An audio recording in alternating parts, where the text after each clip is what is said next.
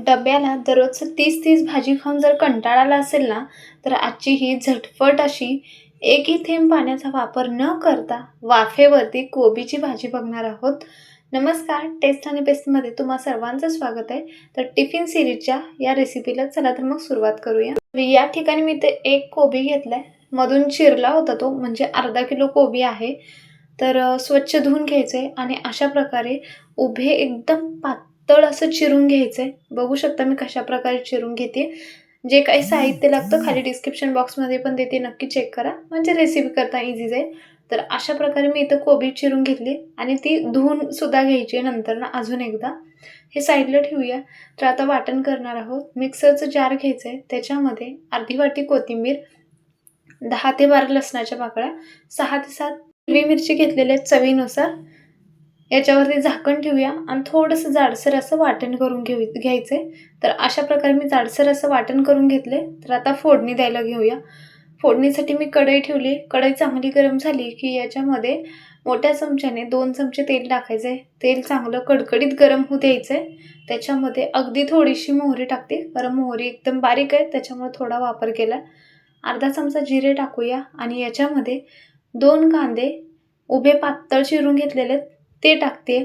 आणि हा कांदा 1-2 मिनटं तरी परतून घेऊया, याचा कलर चेंज होईपर्यंत.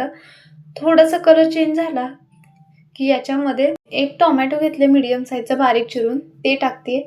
आपण बारीक केलेलं आलं, लसूण आणि कोथिंबीर वगैरे ते टाकूया आणि एखादा मिनिटभर परतून घेऊया, म्हणजे लसूण आणि हिरवी मिरचीमधला जे कच्चापणा आहे तो निघून जाईल.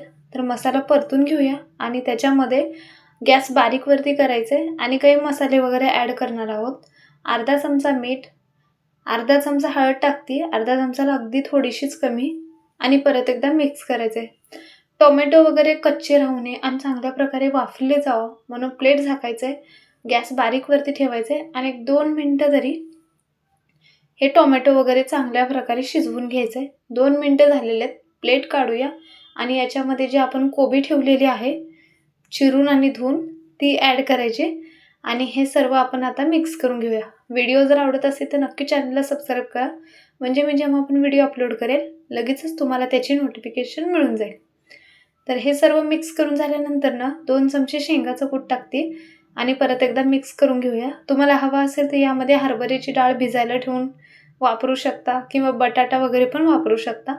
गॅस बारीक करूया, प्लेट झाकायचा आहे आणि ही भाजी कढईला लागू नये म्हणून 1 ग्लास पाणी प्लेटवरती ठेवते आणि अशाच प्रकारे 5 ते 6 मिनटं ही भाजी चांगल्या प्रकारे शिजवून घ्यायचं आहे.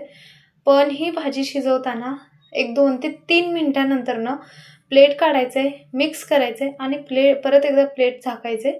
अशा प्रकारे 5 ते 6 मिनटं भाजी शिजवून घेतली वाफेवरतीच, कारण तुम्ही प्लेट जर नाही ठेवलात तर भाजी खाली कढईला लागते. तर अशा प्रकारे डब्यासाठी ची भाजी तयार आहे. व्हिडिओ जर आवडला तर नक्की चॅनलला लाईक, शेअर आणि सबस्क्राईब करा. कमेंट बॉक्समध्ये पण नक्की सांगा. व्हिडिओ पाहिल्याबद्दल